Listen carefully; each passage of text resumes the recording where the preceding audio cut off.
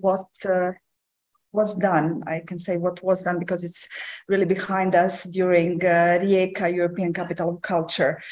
But also I will not just focus on our project. I will also try to enlarge this topic to the whole sector of cultural and creative industries, and especially to talk about, raise some questions and to talk about some issues that digital technology and digital age that we are living in impose in front of us in different ways.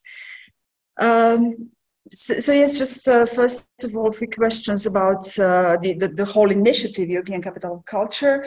I don't know how much you know about it. It started in 1985. The lady in the photo is Melina Mercouri, who was at that time a Greek Minister of Culture and one of the initiators behind the whole initiative.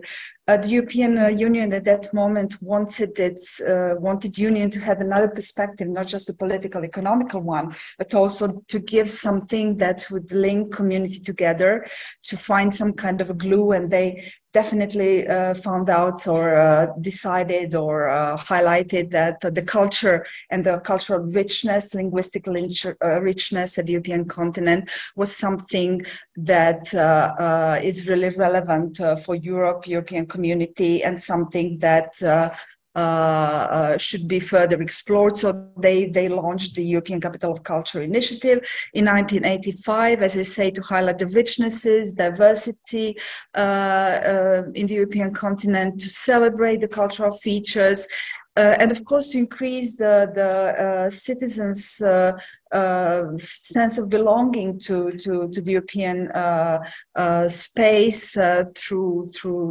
common features, links that we all share through our common cultural heritage, and also finally to give to mainstream the culture as a very relevant element and factor in the developments of cities and their contribution to their development.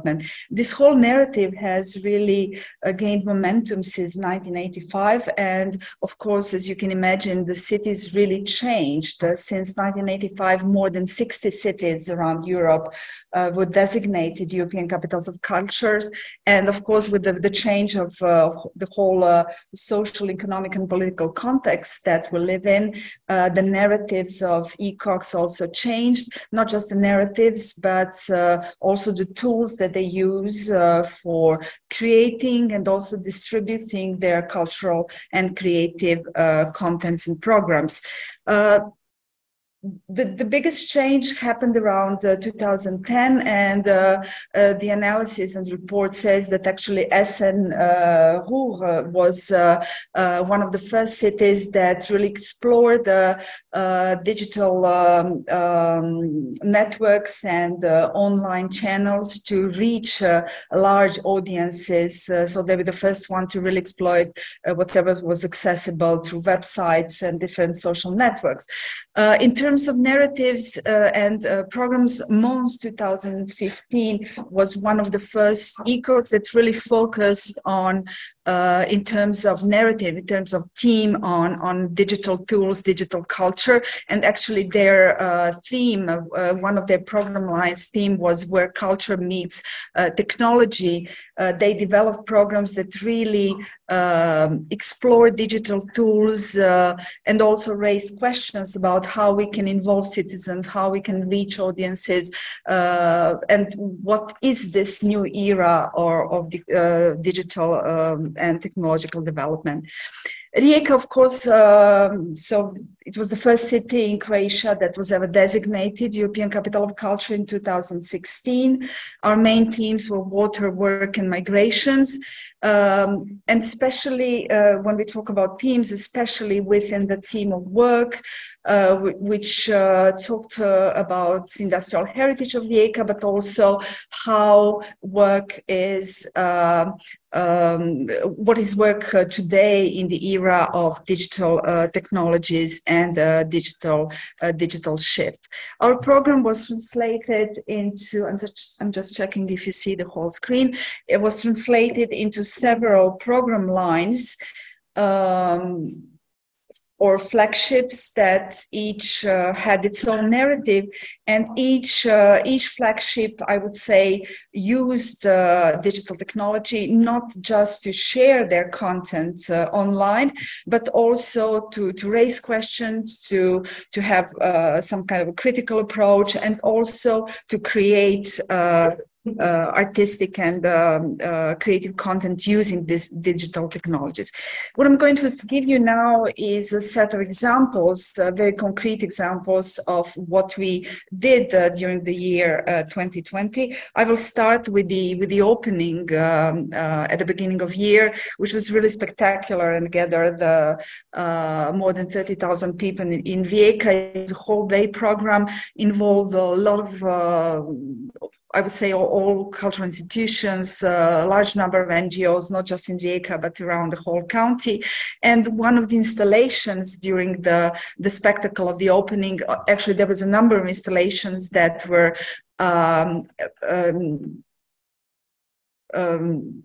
based on industrial and technological heritage of Rijeka, but also paid tribute to digital art, like the installation that was installed on one of the piers in Rijeka and during the opening.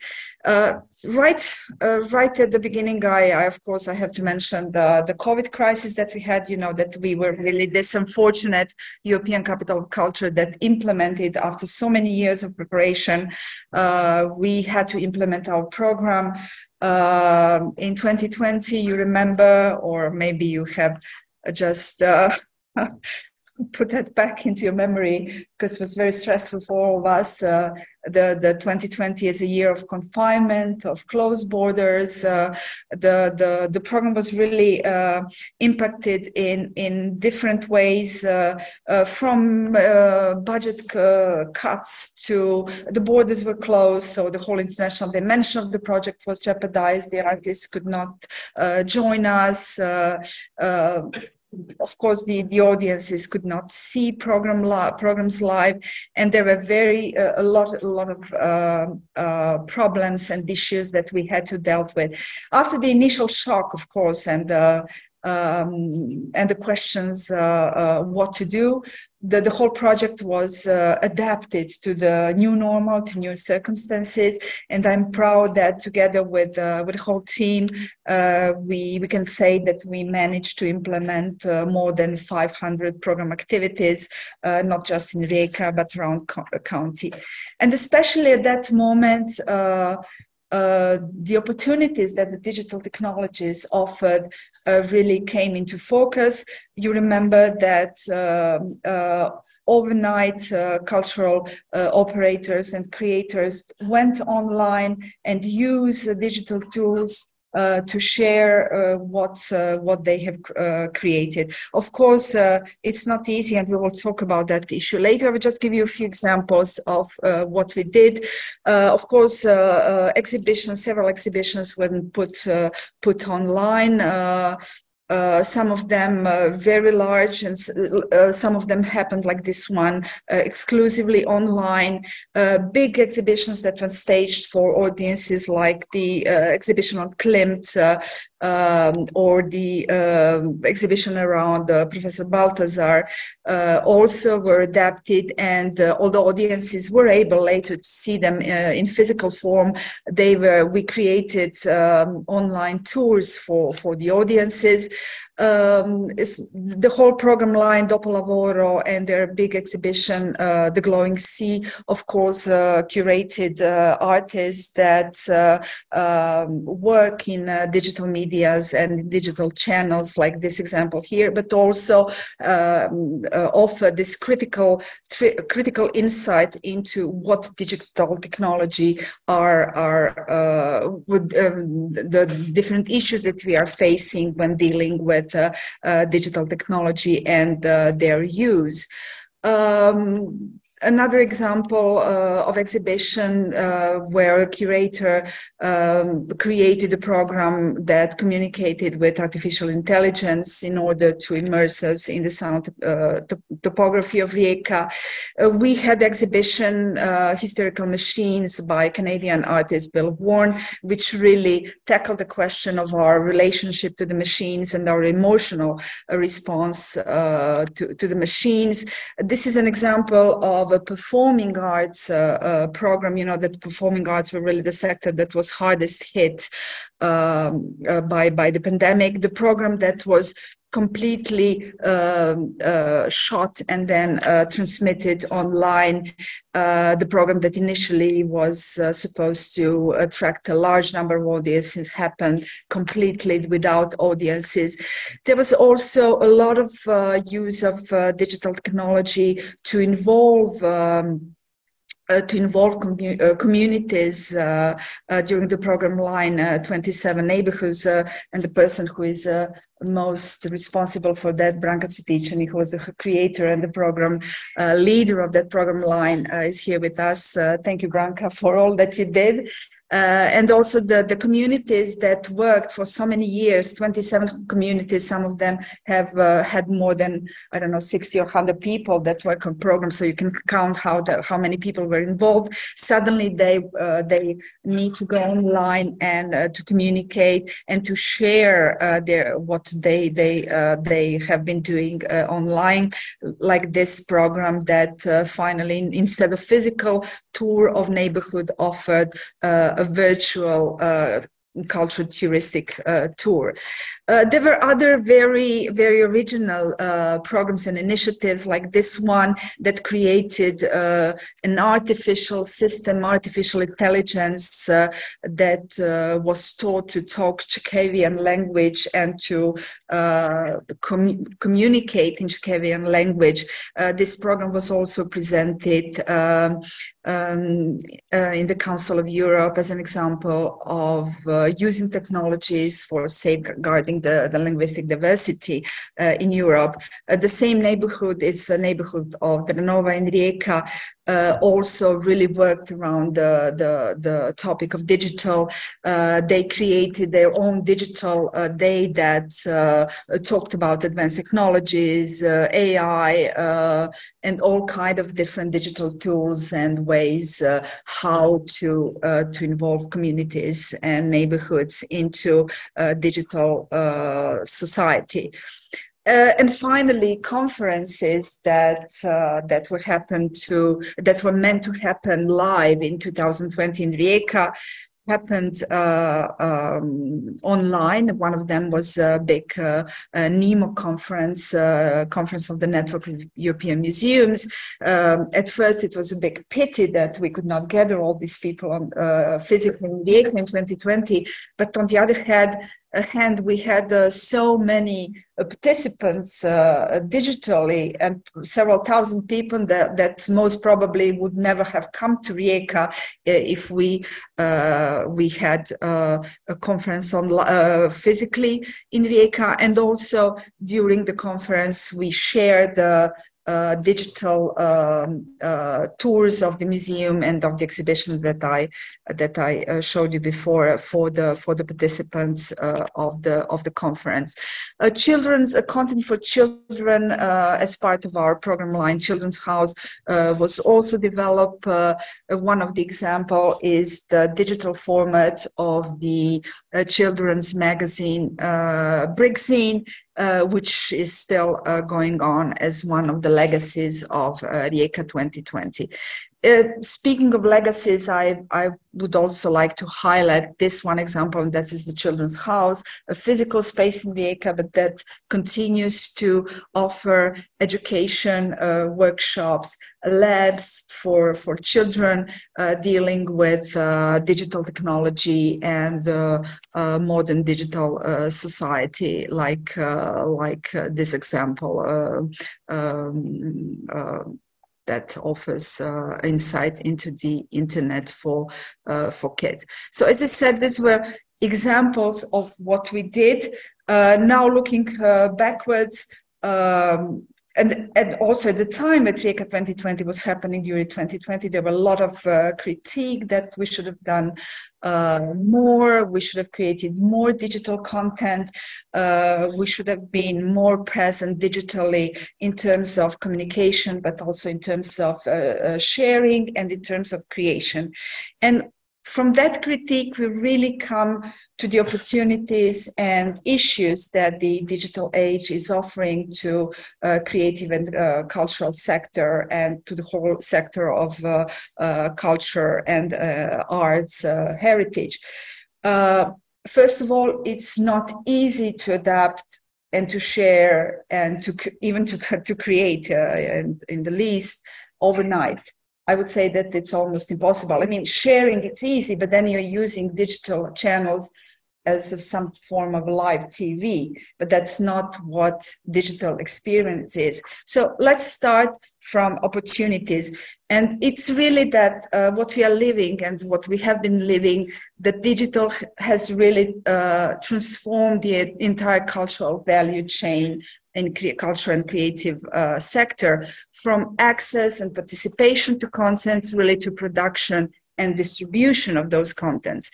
There are a sea of opportunities. There are new ways to learn, work, explore. The access to cultural material is really has never been easier. We can access anything, anytime. Everybody can do that. Citizens have opportunities to really reach and to communicate beyond their physical confines in unprecedented geographical expanse, and no matter of what their social position is. There's really mass production of content. Instant sharing is open to all of us through platforms. There is also excellent ways of documenting, safeguarding cultural heritage, enormous potential for innovation, creative expression. We have opportunities that technologies are bringing to us, artificial intelligence, data, 3D, all kind of things. Museums are nowadays creating content in metaverse. They are completely shifting what is happening online. You have museum programs where you can really touch, see, interact with their collections in digital forms. What people are doing, it's really incredible how they're reaching millions of new audiences via TikTok, or I don't know, all kind of channels I'm not even aware of. You know, when my kids tell me what they are watching and who they're interacting with, I'm really having a hard time keeping up with what's going on. So there's this huge opportunities for the whole sector. But on the other side, there are so many challenges and so many questions and issues that need to be tackled. First of all, you know, I already said, and we also in Rijeka 2020 asked ourselves, what is digital experience? Using technology alone is not a digital experience. A true digital experience would be when, you know, when you're experiencing something that cannot be reached physically, or what are the hybrid forms of physical and digital experiences for arts and culture. We have to talk about the digital divide, the problems linked with distribution, use of digital content. We need new digital skills, new tools, new regulations, new digital skills that are not accessible to everybody, that you need time, you need space, you need the resources to develop those. So when we talk especially about creating digital art, it's not something that can happen overnight. You also need resources to access that kind of art. Everything that is happening online and in digital space is very challenging to cultural and linguistic diversity, because we are seeing some kind of, I don't know, maybe the word monopoly is too hard of a word, but some languages, some contents are more present, more visible than others. So there is a definitely problem with that. Also, questions of safety, of cyber theft, of disinformation, of counterfeit products. These are themes that you can say are larger that regard not just culture and creative sector, but the whole society, but they're also influencing culture and creative sector. Finally, protection of intellectual property, artistic rights, how we are remunerating, how we are monetizing the content online. You know that artists are creating and sharing a lot, and yet they are not the ones who reap the results of that. And finally, what is the sustainability and how the whole digital development is impacting our environment, and because you know that all this technology is polluting, and all this sharing that we are doing online. On one side, yes, we are traveling less, there is a less maybe physical impact, but on the other side, we are dealing with technology that also needs to be taken into consideration. So definitely we need new cultural policies that need to adapt from and need to make changes and to adapt for everything that is happening with the digital shift and digital transformation. To conclude, I put here proposition of declaration on digital rights and principles that the European Commission proposed in January this year. So this is a rather fresh proposal of declaration that covers key rights and principles for digital transformation. And again, these rights and principles really concerns the whole society and different sectors, and it can also be implemented and linked with what's happening in the cultural and creative sector. And I think that these are very good points that can be used as starting points for further discussion. And their recommendations are, first of all, to put people and their rights in the center of digital transformation. So we, of course, must never forget about that. Keywords like solidarity, inclusion regarding digital skills, and other fair approaches that I already talked about, freedom for artists, freedom of artistic choice, preserving participation in the digital public space, safety, security, empowerment of individuals, and finally, what we mentioned already, sustainability of the digital future regarding our environment and safeguarding bio and other kinds of diversity. I'm going to conclude with this, and thank you very much for your attention. I'm really looking forward to the discussion, to hear what my colleagues from Novi Sad and Aarhus have to say, and I will be happy to answer your questions. And, I hope that I have reminded you what has been done during the Rijeka 2020 project. A lot has been done. There is a huge legacy. I also hope that there are some lessons that will help us for the future development of culture and creativity in this city, but also beyond. And I hope that I have raised some relevant questions for our further discussion. So thank you very much.